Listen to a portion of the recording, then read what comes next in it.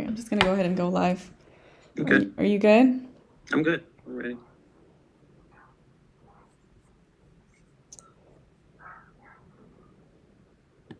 Okay, and I'm going to unmute. Yeah, it's so weird. I can see it's like 30-second lag. All right, I'm just going to go ahead and go. Ooh. Okay. So, and it's recording. So I think like once we're done with the stream, it'll probably keep a recording, and then maybe I could just post that later. Anybody that wanted to see that Right. can see it.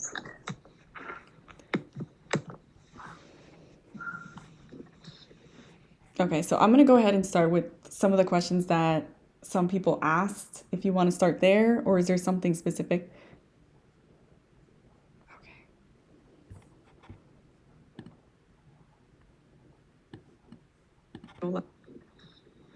Okay, so I'm going to go ahead and start with some of the questions that some people asked. If you want to start there, or is there something specific? I wonder if I'm going to hear myself twice. Okay, so I'm going to go ahead and start with some of the questions that some people asked. If you want to start there, or is there something specific? I wonder if I'm going to hear myself twice.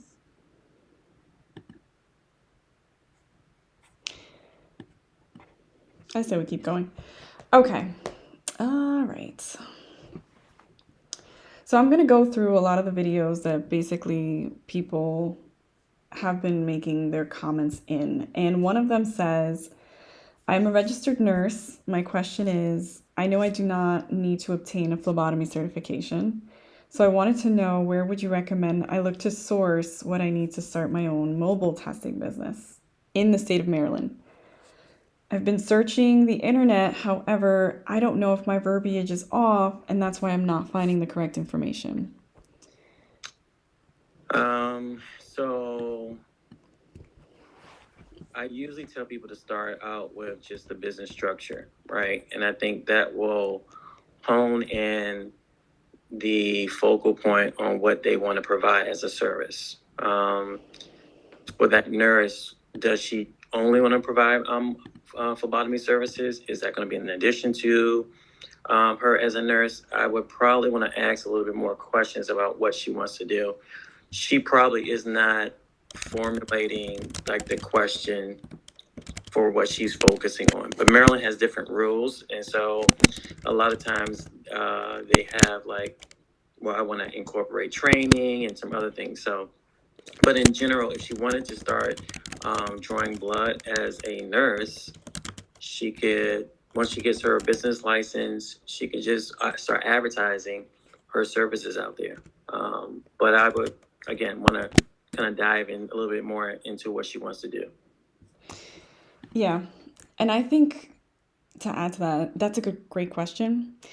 Everybody is trying to find a way of how do you search for answers regarding this, right? It's like you can't really do a big Google search and try to find, like, where am I going to find advice or information on starting a mobile phlebotomy business? You're going to the right place, right? You're going on Google to find some information, but this kind of information is not something that I think not a lot of people know how to phrase it, or it's growing, so there's so much more there. It's not that you're doing something wrong. Yeah, so I would tell the groups out there to think about concierge service or home collection services or home health care. So home health care agencies sometimes hire out phlebotomists. So if they're looking for things like that, then they may get a little bit more understanding. Maybe those are taglines and those are hashtags that we need to start using, so it will draw them back to us to answer these questions. Right. I'm looking at another question. So there's a lot of questions on, like, how do you train to do drug testing? Good question. So it's two groups that I recommend, DAISHA and NDASA. I am a DAISHA certified collector trainer. So that means I can teach you how to train. I once had a training platform. I'm really busy right now to kind of help out in that way, but I can guide you. And those are the two programs that I recommend. NDASA has a really good program. There's some groups that branched away from DAISHA. DAISHA is recognized as a national association partnered with the Department of Transportation. So either one of those will be good. It's an investment because now, I believe as of 2018, you should get collect urine and breath and alcohol. And there's a lot of devices out there that you can choose from. But there's a standard for the industry on what to use. So make sure that you do your research. And again, maybe that's another topic that we can kind of dive into as far as drug and alcohol collections, because that's a $86 billion industry that is really untapped. And can you talk a little bit more about where that would be needed? So a lot of places. There are companies that are doing drug and alcohol testing. Actually, I need probably, for those that are out there, I need probably a good 100 drug and alcohol collectors. There's sports teams that do drug and alcohol testing. There are truckers that need drug and alcohol testing. There's small clinics that need drug and alcohol testing. So Parks and Recs, I used to help a association here in the DC area that does a lot of drug and alcohol testing during the summer hiring kind of sprint. So there's a lot of need for drug and alcohol testing. Oh, that's good to know. So what did you call it, Daisha? Yeah, DATIA, DATIA. And do they provide the materials for people who want to do this? Yeah. Wow. Yeah. Oh, we have a question coming. That's exciting. She says, I am starting my phlebotomy class November 1st after my training. Would it be smarter to just work in the field part-time before diving into independent contractor work? Good question. I would definitely work in the field. There's a lot of information that you need that will help you kind of triage different things that's out there in the field. One of the things that happens if you have a patient that's difficult, there's some techniques and skill sets that you need to utilize that the school doesn't have time to provide you. So you want to make sure that that's something that you do first. You can do it simultaneously, right? You can do a little bit, clinic wise, hospital wise. I definitely recommend hospital, Quest or LabCorp. They teach you some core things that you need, and also like pain management groups. They also will be helpful. Yeah, and sometimes the schools that you're taking your certification in can help you with placement if you're looking for that. I know some people who do that, or they'll do referrals. Like if you're looking to work somewhere specifically, and maybe you could say, I graduated from the school and I've got a referral. So that's another way of doing that. Another question, how do I get contact? I think they mean contracts. They have an LLC and they're wondering what's their next step. So we talked about this a little bit. Yeah.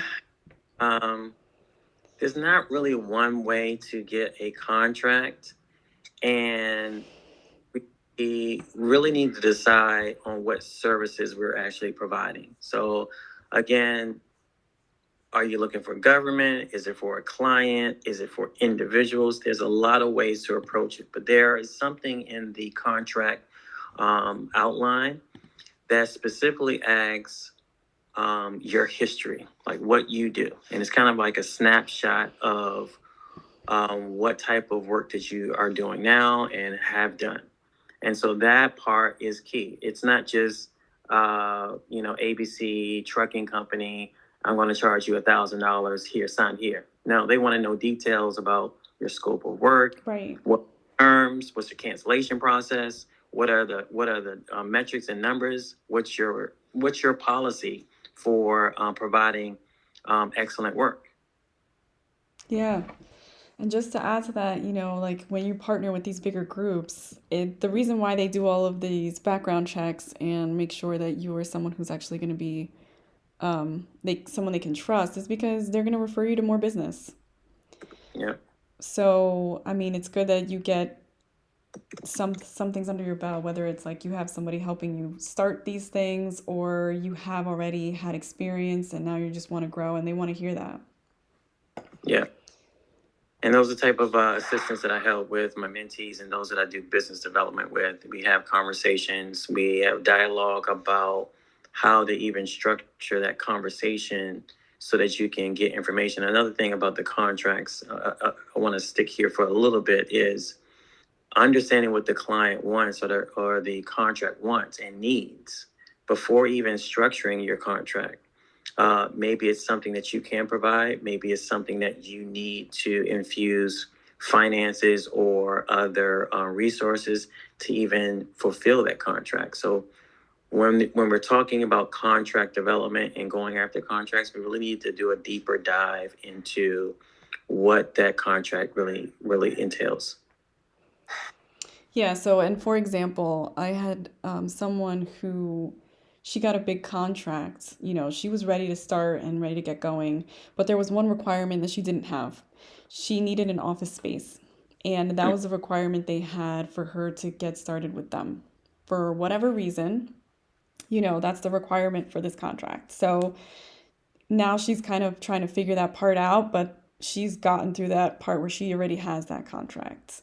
I mean, these things happen, right? You don't know until you know, and then you've got to try to figure it out. So I'm going to catch up with her soon. So hopefully she's got a place or at least an office space Right. to fulfill her requirement to start the work.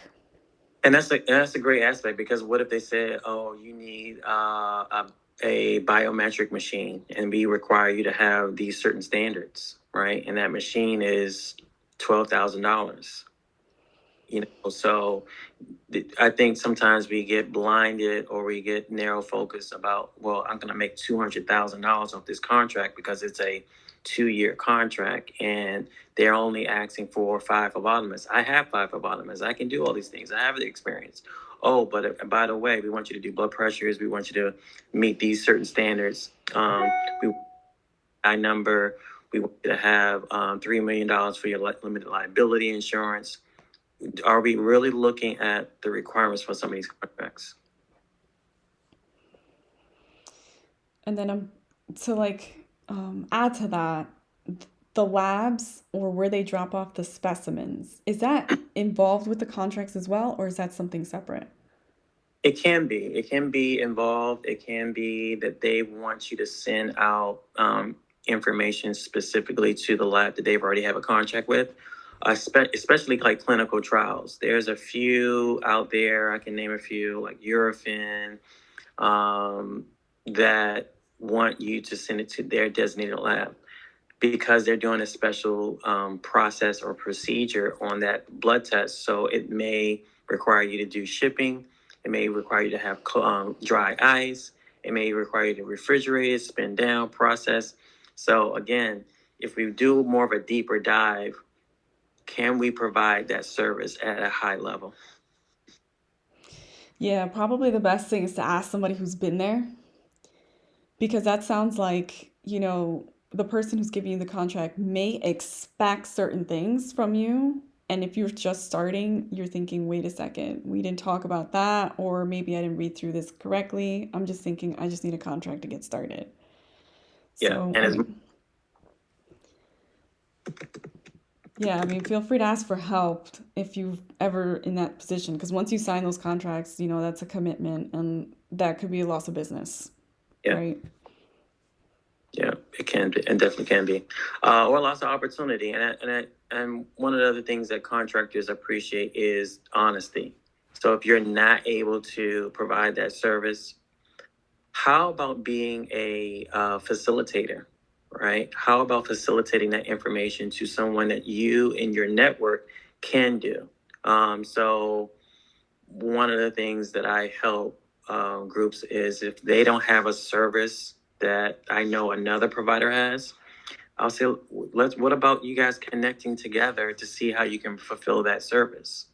Um, Maybe it's something that, hey, you know what? I don't have the two phlebotomists that you need, but I know another group that has it.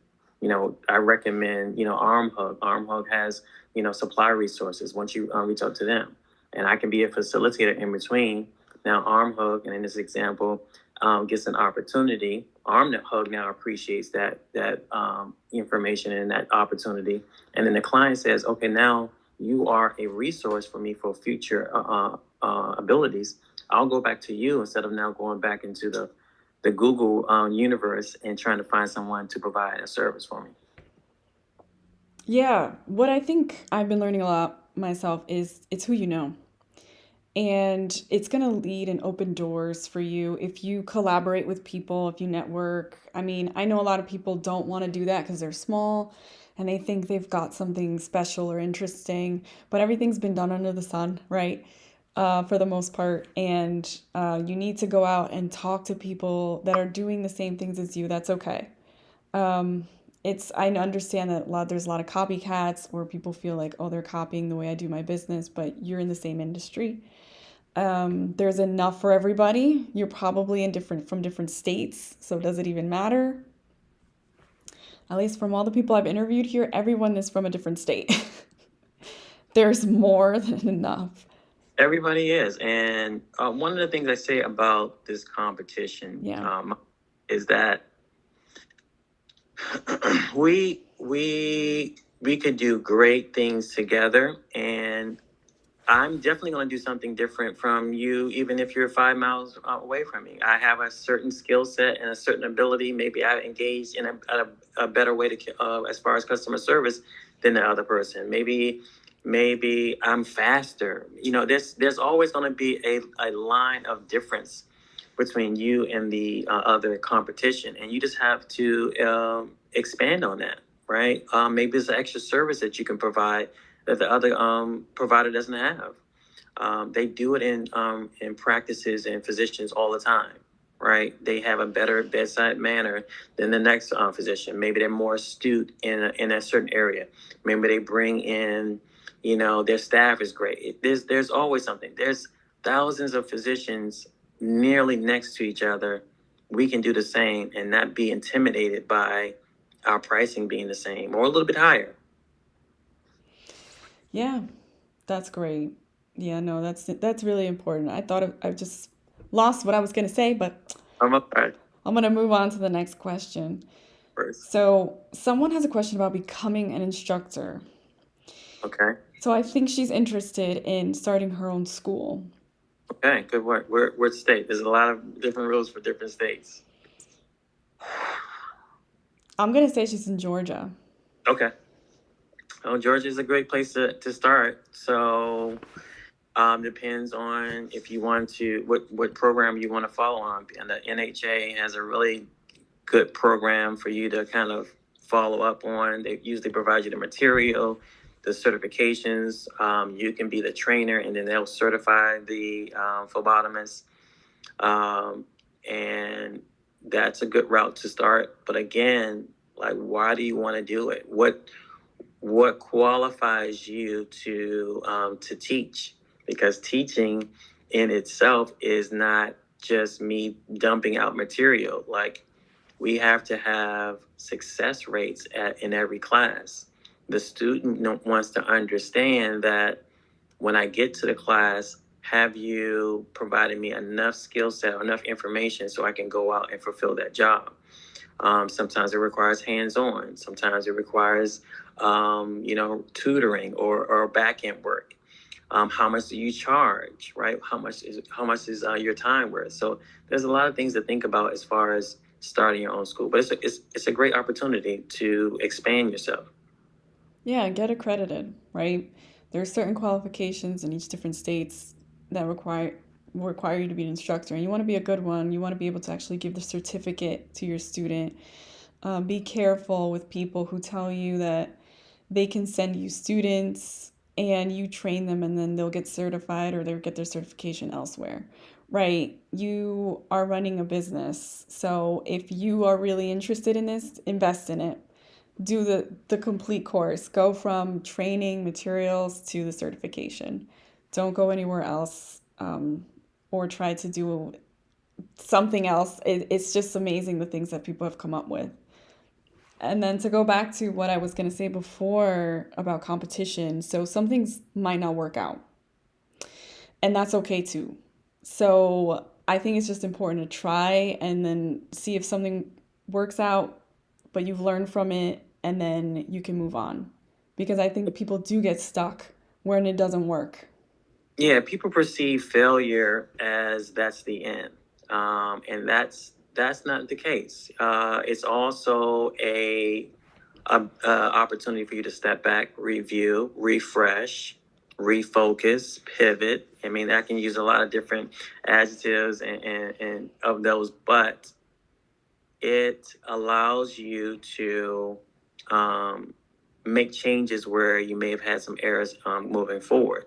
Usually, clients will give you some type of feedback if they did not go with you for a contract. Could have been something that you were lacking. Maybe there was something that you could go and get trained for. We talked about the drug and alcohol. They say, well, had you had this drug and alcohol certification, we could have hired you on. Well, now I go and get that. So it's actually a win. It's actually helpful. And a lot of times, a lot of clients, they choose to not work with the one that they hired initially and maybe circle back to you.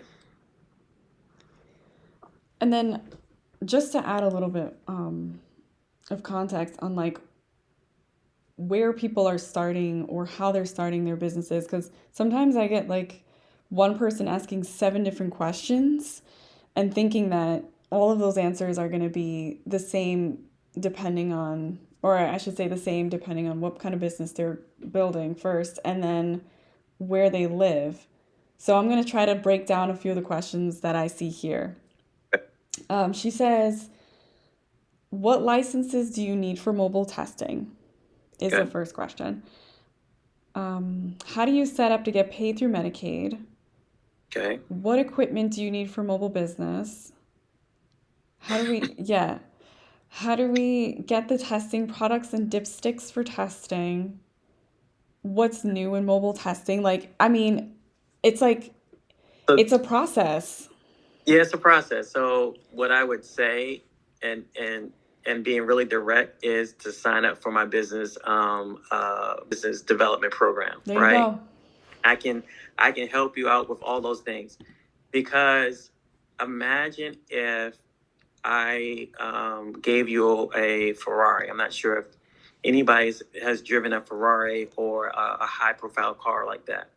You don't just go in and push the start button and start driving. There is a specific way that you drive that car, and they train you to do that. But if you go and spend $2 million on a Ferrari and just think that you can just run it up and down the street with $20,000 brakes, I don't think that would be that for the dealer. That wouldn't be a smart thing, because I eventually want you to come back. And I see that a lot with the different businesses that want to start. I just want everything, and then once I have everything, I'm just gonna figure it out, and that causes you to mess it up. It doesn't, you can burn a bridge that way. You can affect your growth, and then you're frustrated and upset that, hey, I'm not getting any traction. I have everything that I'm supposed to have. I spent $20,000 on a location plus all this equipment, but I don't know how to use it. So my mentees will tell you that we go detail by detail. I circle back. I question them. There's a lot of things that we review so that I know that they understand it. They can get into that quote unquote vehicle and drive. I know, yeah. And then, does everybody typically have a provider for their business? No. Okay. Because you have to think about at what level do you need the provider. It does expand your reach I was gonna say, yeah. But your area could be primed for just doing a lot of blood draws. One of my mentees, I think she may be on today, in Boston, she just started doing a lot of private draws, and she got up with a lot of clinical trials. She doesn't have a provider. She just in the right place, right time. Her ability for mass mobile phlebotomy, her ability to grow has been exponential because she was in the right place at the right time. There are some places where, you know what, it's a little slower. I may need to diversify myself. Maybe it would be good for me to, hire a nurse. And notice that I said hire a nurse, not you work for the nurse. You're a business owner, and that's another thing that we really need to in-tune ourselves in, is that we're business owners, entrepreneurs. So how do we structure our business so that we can hire the right people? That means, onboarding. That means vetting. That means having a systems in place. Um, those type of things need to happen, and we're not doing it as efficiently as we should. Yeah, that makes sense. Or like I always hear NPs are something that people feel that they need to go and find, or they're looking for clinics that might need their services, but instead of looking at places that already have it, you're saying look elsewhere. Well, I'm saying assess the need, Mm-hmm. right? I have a background as an EMT, right? And one of the things in the training is, if there's a car accident and there's a power line down, and the patient's on the ground, and then there's water there, you don't just run into the patient that you see bleeding. You have to assess the scene. You have to assess where you draw your energies at first. So similarly in your business, do you spend $500 to $1,000 holding on to this MP, because the MP is going to ask for some type of retainer at some level, right? It may be something small, but it's still an expense that you have to account for, but you don't have the business for them, right? You're doing maybe some injections or something like that, which I see a lot of groups are doing now, but your revenue is not, it doesn't require them to have the MP on file. Maybe you can do a RN. Maybe you can have a partner. Maybe you can get with other groups, and now you can share the cost. We really need to think about how we structure our business and manage our costs. Yeah, are you talking about when you say shots like Botox and the IV and IV and the weight loss, testosterone. There's a lot of yep. opportunities, right? And on that other side of that coin, where my MPs and physician friends are, and the groups that I partner with, they're looking for phlebotomists or nurses who can go out and do that. But with that, they want to know that you have a full understanding about what the risks are, if you have policies and procedures in place, if there's an emergency. So there are many layers to those relationships. And so if you bring an MP in and they provide you just, they're gonna want they're gonna want more money. All right. And so what are you providing so that it makes financial sense to start that relationship? Yep. Because I know people that now they're starting to go back to school. They might, or I should say, they have their phlebotomy business, but they're going back for an NP, or they're trying to get into something else that give might give them more opportunities. I think you already said. Yeah. Yeah. That is the goal, to have more opportunities to diversify. And that's why, at some point I recommend, seeking other skill sets besides phlebotomy. Um, I always ask this question: do you see yourself drawing blood at 60 and 70 years old, leaning over someone? You probably don't. Hopefully you don't. So that means you need to start the planning today so that you can migrate away from the on the road day to day process. Now you can run the business, now you can send out phlebotomists to do those things, where you can start developing other relationships. And that's a big transition. There's a question that came in. I think I missed that one. Do you know if prisons, jails contract or hire phlebotomists? They do. The state usually works with those. I haven't seen where individual prisons, maybe some private ones, but individual prisons go out and seek a mobile phlebotomist, right? They want a phlebotomist to come into the prison. There's so much vetting in that, right? You have to have certain background checks, which again is another part of the layer. Have people even gotten a background check for themselves, which doesn't cost a lot. A contractor would ask about that, but for the prisons, it would be a background check. Some of them have a psychological check. They want to make sure you don't have a criminal background because you may know somebody. So understand again what the client is asking for, and then to them on contract. Yeah. Nice. And then I don't know if I lost you there, but are you still there? Yep. Okay, Okay. good. Another question. What other skill sets would you suggest? So we talked about skill sets, so now can we get more specific? Yep. So there's being a phlebotomist. You could focus on pediatrics. That could be a niche for you. There's therapeutic phlebotomy. Again, drug and alcohol testing. There's DNA testing. Yeah. Paternity testing. Paternity testing is another use case. That's a big one. There's patient monitoring. There's telemedicine setup. Yep. I think on our previous conversations, I talked about data, and so if I'm gathering information, Research. how can I be of use to that particular client? Yeah, I know some startups that they're doing research for a lot of clinical trials, which, like you said, they need phlebotomists. Mm-hmm. I'm trying to think what other ones that you haven't mentioned. But yeah, I mean, there's a lot. But if you have at least a few of those, I think that, from that point on, like you were saying, you think about growth, right? You need to hire people to help you.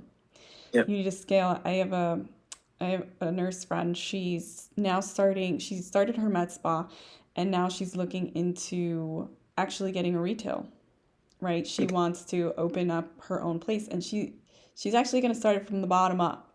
So Okay. she's bought some land.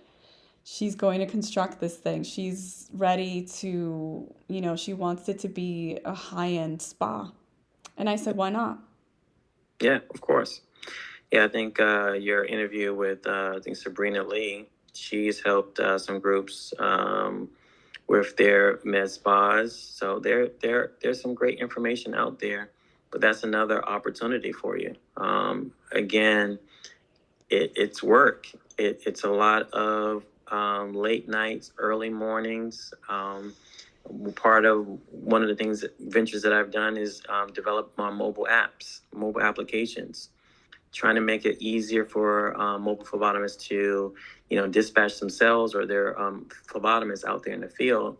And in that process, learning how to code and speak different languages, because I work with some overseas clientele, some in India, some in Ukraine before all this happened. But it takes a lot of, effort every day to make this work. And you really have to ask yourself if you are ready, and beyond the money. You really have to think beyond the money. How much of it will be a sacrifice for your family? One of the things that I talk about is you have to develop a contract or a business plan, a budget, and a date. In that budget plan, though, do you have enough resources? Do you have an emergency fund? Do you have enough to take care of, things, day-to-day things with your family while you build? Before you jump out there and just quit your job because you're tired of, the day to 9 to 5, are you prepared in that way? Yeah, that's well said. And I mean, for those that are growing, right? How do you keep yourself motivated? You need to do some self-development. Keep your stress levels down. People need to read. There's some great books out there that will help you develop. There's tons of YouTube videos that are out here for motivation, inspiration. If you are, spiritually or biblically inclined, then, you seek to your higher power and you stay focused. Goal writing is extremely important. I know a lot of people talk about the vision boards. It has helped me focus on the goals that I have. I know a lot of my mentees want to do about 1,000 different things. And one technique that I have them do is to write all that down. Write every idea that you have down, and then you condense that down a little bit more. Let's figure out what's high priority on those lists. Maybe pick out of the 100 things that you've written down, let's look at 10 of those things. And then out of the 10 of those things, let's look at the top three. And then let's focus on the top three. Work on the top three, and then we can circle back to the other 7. And then we can start circling back to the other portions of the 90 that you want to do. How do they incorporate into the top 3?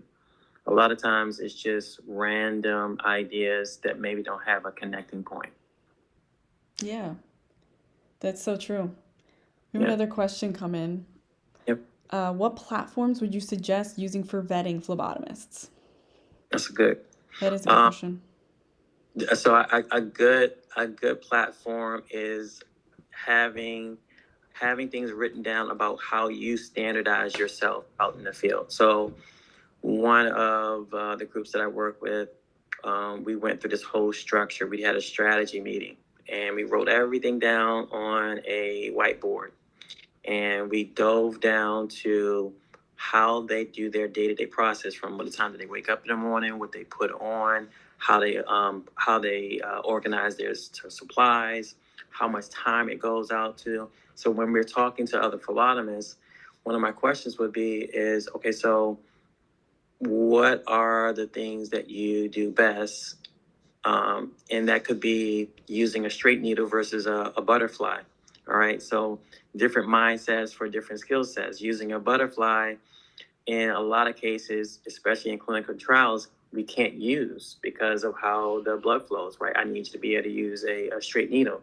So if your skill set is not on a straight needle level, then that may be a vetting process for me, because I need you to be able to use it. So that's one key thing. How you communicate with customer service. Yeah. That is huge, right? How do you deal with conflict? What's your conflict resolution? And your acumen, how we communicate with each other could be telltale signs from the jump. But a lot of times it's getting them out there, right? And providing them an opportunity and seeing how they do. And then having them come back and let's discuss how that patient was. What did you learn? Was it difficult? Here are things that I would do. If they're teachable, is another acumen. If they're teachable, that could go a long way from someone who has 2 years of experience versus 15 years of experience. The 15-year experienced person may not be teachable to how you want to run your business, right? Even though they may be a contractor and we technically cannot control what they do, we do want to hold a standard. Like when we call the patient, we use, Mrs. Jones, Mr. Jones versus can I speak to Sarah or can I speak to Bob? There's a regiment that we want to have set and a standard we want to have set for our business. Yeah, that's amazing. Like just hearing you describe that, it's almost like, you have to train them again. You do. And they will benefit from them. And that's on the back end, there's an incentive for working with me, right? What is that incentive? Maybe I recognize you for the great work that you're doing. Maybe that's not happening at the place where you are. Maybe I give you a gift card. Maybe we go out to lunches. Maybe I want to seek out what your ideas are to help improve the business. We are seeing a lack as far as like LabCorp and Quest. We're seeing a lack of buy-in, and you see a lot of people leaving those spaces because they don't feel like they have any buy-in. It's just what you're told, and then suffer through it. And in so many industries, a lot of people are leaving. Yeah, they don't feel like they're being appreciated. No value add. Yeah. So this is great. This is great. No, yeah, that's amazing. Thank you guys for all the questions. Yeah. I'm trying to go through to see what other questions people have that they're on the under the videos.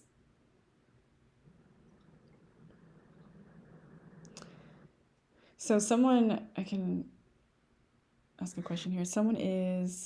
They've been COVID testing with the NBA for a long time, but they haven't been getting as much sticking experience. Right. And she's worried and she's saying, so do you think it would be okay to start a mobile phlebotomy business? It's a great question. So we have to assess again what you can actually provide. Right. Because if you go out there and you start sticking patients and it's like bruise, injury, hurt, then you're not going to have any traction. So what I would recommend is maybe picking up a shift at the hospital or getting with another. I mean, the concept is like, well, I've been free for this long time. Right. But use those groups as a resource. We have to rethink on how we use those locations. So if we get with an urgent care or we get with some of these other groups where we can start to get our skill set up and then work on our other opportunities, we can do it that way. Does it make sense if you're just doing COVID tests for the NBA or all these groups? How long is that going to last? They're changing the policies all the time. Like I just had another group that told me that they're getting the little patch capillary refill test. So if they don't need the phlebotomist to do that, then you're out. So now I got that patch, plus I just trained the players to swab their own nose. So then you're out of a job. So yes, there are opportunities out there. I think we just have to humble ourselves and just go out there and do the training. Take a refresher class. I mean, you don't have to go back. Take a refresher class. Get with these groups that do refresher training and have them teach you some skill sets. Partner with a mobile lab phlebotomy company that is doing it on a regular basis. See if you can pick up a few cases. Tons of opportunity out here. Yeah. And what I find sometimes, like when you are looking for opportunities, just like think a little bit of how you can be of value to that person. I get so many emails, and I'm sure all you guys do too. And sometimes there's people asking you questions or they're interested in partnering, but you have to figure out, well, how? How can we make something of this? And I think that's like the secret, right? Because then once you figure out how you guys can partner, then it's like you both agree on everything and you feel happy with how things are growing. Right. I mean, you always have to stop and assess, but I think that that's part of it. It's just, use those people that are reaching out to you as a way to partner, or it's like, hey, but maybe I can't do this, but would you be interested in something like this? Mm-hmm. Right? And you can do that. Like you can negotiate. Like that, yeah. You're a business owner. That's okay. Yeah. That is definitely true. That is definitely true. I was thinking through that, and one of the conversations I had recently with a group was, just all of the services that I need to provide, and where to start and where to market at. So marketing is another big aspect of what you're doing. Sometimes you start that marketing before you even go out and start seeing patients or start servicing those areas, just to get a feel of what the need is. We're just blanketing areas that don't need a certain particular service. And so how do we change that? How do we change that? We find out what the patients want, right? So yeah, that's it. Yeah, and there's a positive and negative side to that. So I'll give you an example. Someone reached out to me, it was many months ago, and it was probably COVID, and she was getting her blood work done. She had seen some of my videos, but she's not a phlebotomist. She works with like a data company. And, she's like, yeah, I'm giving this whole like mobile home health thing a chance. I got my first phlebotomist come in and she did my blood work and it was great experience. But she was concerned that she also wanted other tests done and the phlebotomist didn't want to do it.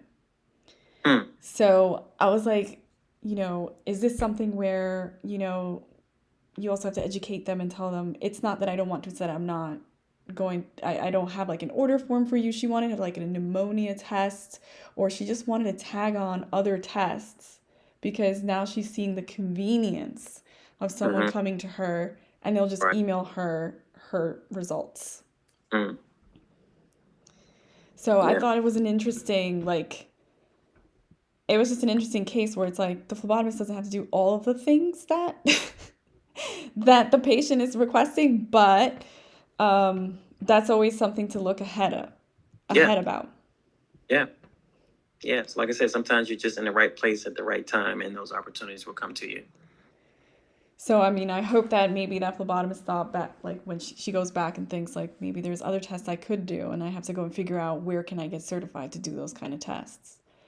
And sometimes it's like a fight, It's like if someone doesn't speak up, we don't know that that's a problem. Right. And then the environments that you're in will open up your eyes to spaces where you may not have thought about as well. So the IV, one of the things that the IV therapy came into play when I was at a conference a few years ago, and a few physicians kept asking me, do you guys have phlebotomists that do IVs? And I noticed that there weren't a lot of phlebotomists that are doing it. I did a little research. I think they had one school that was in like California, but there wasn't any training. And most states are very particular about what phlebotomists can and cannot do, especially in California, right? But what we don't talk about is that hospitals, clinics, the doctor's offices, especially if you're a medical assistant or you work under them, you're allowed to do these skill sets. And so the training is missing so that you can still be under the covering of that physician, because it's a physician order ultimately for that IV therapy. And how can we provide that service if you don't have the skill set? So I started kind of like a pilot program, teaching phlebotomists how to start IVs. We went over the basics on how to do insertions, running a line, clearing a line, and getting everything set up so that the doctor can, give them further instructions. Now that's something that we could do. That will extend your opportunities out there. Yeah. It's good to hear that though. I think that that's good that, once there's that opportunity, people jump on it. Yeah. It's just knowing where to go, and I think marketing has a good idea. It's like one of those things where it's like if you don't market it, no one's gonna know. Correct. And I guess we're trying to be better about that. I'm trying to Yep. see what other questions come in. Nothing yet. Traveling phlebotomy has had its wave. I think it's kind of slowed down now. I've had some questions about the traveling phlebotomy. That is another good way to expand your skill set, be in different environments. But it's also a good way to network, because phlebotomists phlebotomists need other phlebotomists. And again, as I mentioned before, if a client calls you and says, you know what, I know you're in Ohio, but do you have anybody that's in Texas that can do a blood draw? Well, I just got off that case in Texas. I know Sherry, and Sherry was a great phlebotomist, so I'm going to recommend her. But now I'm a business owner, Sherry's not. I'm going to just hire Sherry under my platform, under my business to do the work. And they'll pay me and I'll pay Sherry. Yeah, that's great. And it's that simple, right? Like once you already know you have a contact. So that's why networking comes in. So I think that, yeah, to add to that, I went to a conference recently and it's amazing how many different people were there, right? There were people who do trainings, there were people who do HR, suppliers, physicians, providers. Like, um, sometimes when you go to just conventions or conferences where there's just one type of industry, so for instance, if you just go for mobile phlebotomy, you're all trying to do the same thing and you're all just talking to each other. And I understand that there's not a lot of diversity in terms of industry, but sometimes going and branching out to other events where Yep. there's labs, pharma, Yep. and just talk about what you do, there might be something open and they'll think of you. Yep. So Yep. it's not just about mobile phlebotomy. That's a great place to be because that is your industry and you'll learn about what's new and upcoming, maybe like news, regulatory. But then there's like other places. I learned a lot about what pharma needs. Like I was surprised. They're just like any other company. They need marketing. They need people who know about clinical trials. Maybe that's your thing. Yep. You have a unique position here as a business owner. You're an expert at something more than just mobile phlebotomy. You can start a business, right? What else Yep. can you do, right? Don't sell yourself short. Yep. And it's an investment, right? Because most of these conferences are not inexpensive. Right. A lot of times, I have been in conferences, thousands of people, and I was the only mobile phlebotomy or person that has that mobile phlebotomy experience or knowledge. And so the conversations were, a lot of them were drawn to me. Right. And that's just a great opportunity because I everybody here on the live, they're all asking about mobile phlebotomy. All the lab industries, all the pharma, they're asking for it at some, like, how can Yeah. I deliver something to my patient in the most quick, fast, and efficient way where I can track what's going on with them. And you can do that through mobile phlebotomists because we can create a network and a communication line where the physician knows, the client knows, the scientist knows what's going on with that patient out there in the field. And that's where our capabilities can expand our opportunities. And then to add to that, a lot of these large corporations, they're starting funding for home health. Yep. They're starting to think about it more often because they're like, why aren't our patients going to the lab? Why don't they want to go to the hospital? Right? We've got people leaving hospitals too, and they're starting their own businesses, or they're tired of the system that just doesn't support them or doesn't want, anything to do with regulating or short staff or something that I don't know why the hospital or some clinics seem to breed this culture where it's like you can't have a normal lunch break or you have to have multiple patients to work with. I was on the phone with somebody and she was telling me how she decided to start her own business because at the place where she was at, they were bringing in new hires and she was kind of expected to train them, but they just kind of were going to start poking patients and she felt like she would be responsible for something if something would happen, and that kind of weight was just stressing her out. And they would expect because they would say that you are the senior person and the information that you pass on to them is now in your own personal history and metrics. So it was great that she did make that decision for herself. There were groups out in California saying because of the drug and alcohol situation, especially with marijuana, but they wanted to train police officers to draw blood. That program stopped. I said it stopped, but they're trying to cut corners, and Right. so standing again about this contract development.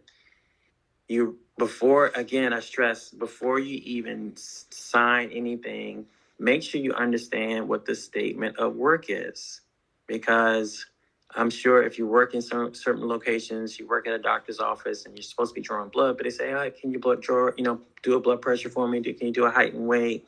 Can you take somebody to the room?" That's actually not in your scope of work that you're supposed to be doing there. Your scope of work usually is to draw blood. And if you don't have it in your contract that you don't do it, then you can't necessarily not charge for it or charge for it. So if in your scope of work it's to draw 15 patients every week and you have a set rate, then when they come with 25 patients, they understand that there's an additional rate for those extra people. Yeah.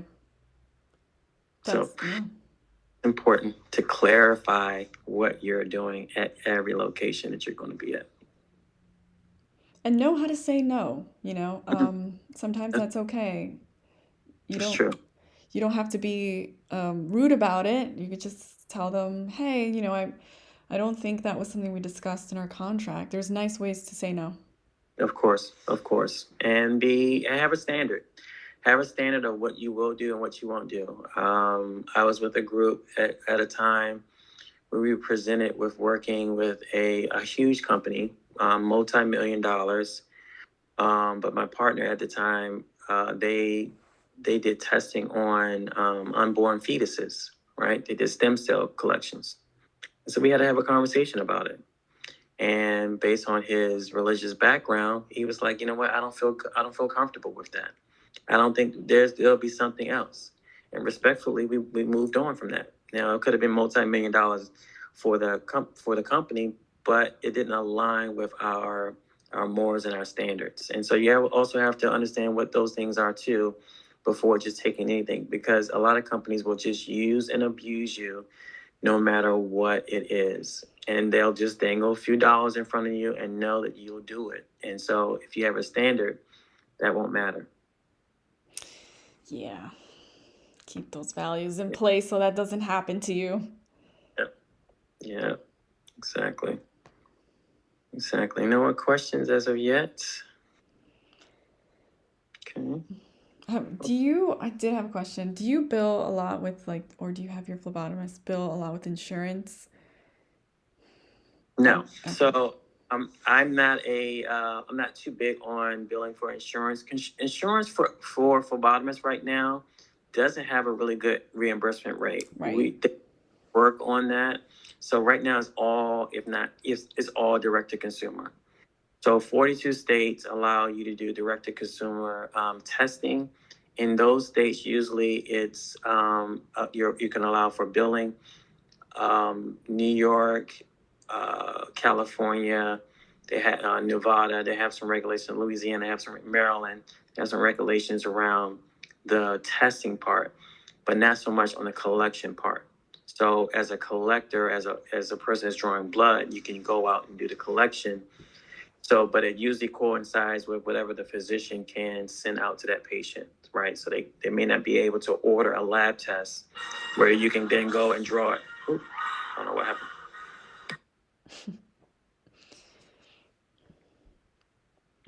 Makes sense. Yeah, because I get that question a lot.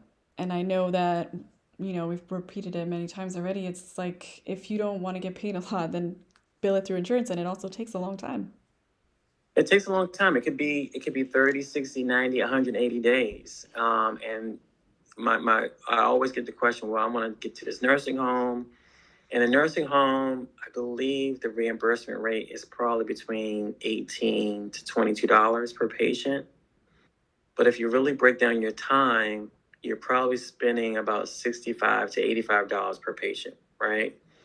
And it's the 3 a.m., it's the 4 a.m., it's maybe the stat test midday, it's the 40 patients that you're seeing, right? It's the difficult draws that you have. Not to say that they don't need it, we do need those. That Medicare they just need to do better on reimbursement, right? And then we could service those patients a lot more. The nursing homes need to figure out a budgetary way to pay us so that we can see those patients both in the facility and outside the facility. Because sometimes they are going to rehab places, sometimes they're sending them back home. So there are opportunities for us to make money. The regulations just need to change. I'm working with some groups to help change that. That's a long process. So we'll just have to keep trucking. And again, direct to consumer right now is really the best route that I've seen. Great. And then I see a question here that I think is interesting. Okay. She goes, hi, I've worked phlebotomy jobs just based off experience. In Ohio, you don't need to be certified to work, but to start a phlebotomy business, you need to be certified to register for an LLC. Correct. So again, I think that's going back to what you were saying before, how important it is to get that training so that it doesn't limit the things that you could do if you were certified. Yep. So that's an example of that. Like she could have a business. Anybody can start an LLC. Cool.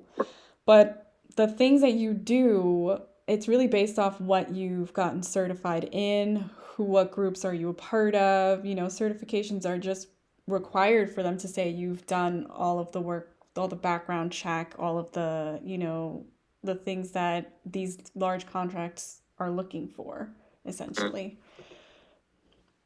Yep. Anything you would add to that? Yeah. Make sure whatever state you're in that you find out what the regulations are. I had a mentee at one point in Mississippi. They kind of bullied her a little bit, but they found out that she had a location and she didn't have certain requirements that they deemed that they wanted her to have, and they threatened to shut her down. Right. And so, but you need to know what your rights are. You need to know what the requirements are. She frantically, she hadn't called me about it, but I would have told her that, this was something that was in violation, and that she would have been directed in another direction to get the right answer that she needed. But of course, I mean, when they're threatening you to close you down and they're saying you got to pay this money, sometimes it just seems like that's the best thing to do. Have a team, a consultant, a mentor, someone to filter in this information so that you can make the right decision from the beginning, of course, but even in the midst of those challenges. Yeah. I mean, I guess she thinks like that because she says that she's confused. I have 5 years of verifiable hospital experience. Isn't that enough? In her in her head, she thinks it is, and that's interesting. And that's part of the issue, though, that you do still need to do the paperwork. Yep, all the time. All right, so I think we have a few more minutes here before we end this live. Thank you guys for those who are joining us here because this has been awesome. It's our first live, so just trying to help answer these questions. One of many. We'd love for you guys to give us some feedback about maybe some subjects that you guys would want us to talk about. Right. And you and contact myself or HENNESYS to schedule out some consulting time. But yeah, we would love to provide a single stream of information here on ArmHug. Yeah, this is so cool. So many.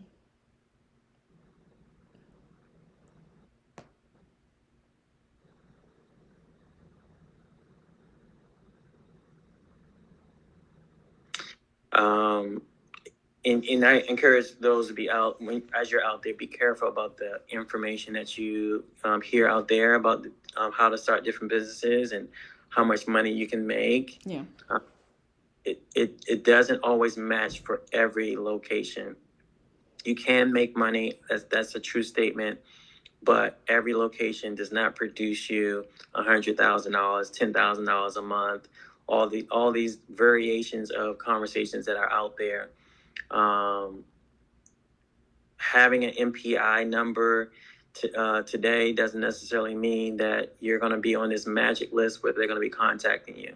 Right? Having a CLIA or waiver certificate doesn't mean that the test that you want to offer people want. Right? Are there some good things for you to have? Sure. Having a MPI number and a locator number is good if you're not doing direct to consumer, because if you're doing Medicare reimbursement, hey, you need one. Some contractors want you to have an MPI number, but do you need one? Let's just source out the information before we start spending time and money on these things. Yeah. CLIA waiver certificate for some states are different. They cost different amounts. Why spend $400, $600, $1,200 and you're not providing any test, right? Make plans to do that. Do some marketing, do some advertising, see what the market needs. Can you provide COVID tests? You sure can. But how are you going to do your reporting? What do you do if you have a positive? Do you have a relationship with the lab? let's do some work before I just say I'm going to provide one particular thing. Yeah, it looks like you have some questions before we end. Woman by God's design. I have a mobile phlebotomy business, but I am stuck on how to do the administrative part. I need help. Okay. What kind of help? You can reach out to me at Jovon at the Healthcare Ninjas, and we can set up a consulting time. It's free for the first 15 minutes. I go over your business structure and and find out what things you need, and I guide you between kind of two settings: mentorship, which I think at every level we kind of all need. I have a mentor. I have several mentors for different facets of my business. Same. Right? Do. HENNESYS and I talk. So I recommend that for sure. But if you're kind of into it already, then it's a business development for you guys, where we have some milestones that we create and some goals and deliverables that I provide for you guys. So I would love to talk to you, woman of God, by design. How many sets? The question above that. Oh, okay. I missed that one. How can I learn more about your business development classes? You can, again, send me a message and I will send you guys out a link for the business development. Thank you for that, Mass Mobile Phlebotomy Services. How many sessions? So for business development, I usually do a 90-day sprint. I can't do it in 30 days. I can't do it in 60 days. Usually in 90 days, we can do a review to determine what other things you need. Sometimes you need a little bit longer, right? Development is not always the same in every area. Sometimes your whole business structure needs to be revamped, redone. There's systems that need to be put in place. I have a group right now that's in Texas. It's a sister team. They're doing awesome. I'll tell you guys about them. They're called Bain Techs, and they're doing some awesome things. They're running with it. They're like, Jovon, we want to fast track everything, and they're being proactive in their efforts, and so we're able to move at a faster pace. I've also been with some groups that take a little bit longer, a few years. So let them, let's talk about it. Yeah, and if you have a Calendly, Jovon, just for those types of consulting, that would be awesome to put a link in there. Or if not, I just find those things kind of helpful that people can just grab time with you. Yeah, that'd be great. Thank you for reminding me that I do have a calendar. Grab that up as we this part up. Anybody has any more questions?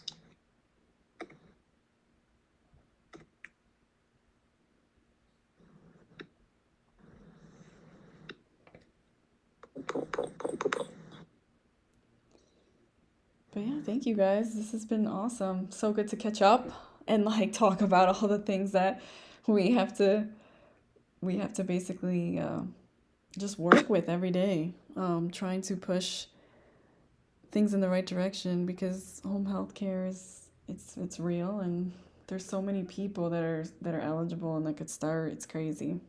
It's just how to put them on the right path. Definitely want to do that, and I'll add this to the link for you guys in the chat area for the YouTube section. So I look forward to talking with you guys as you need it. And again, if there are subjects that you guys would like us to talk about, please leave them in the comments. We plan to do this on a more often basis. So we look forward to talking to you guys soon.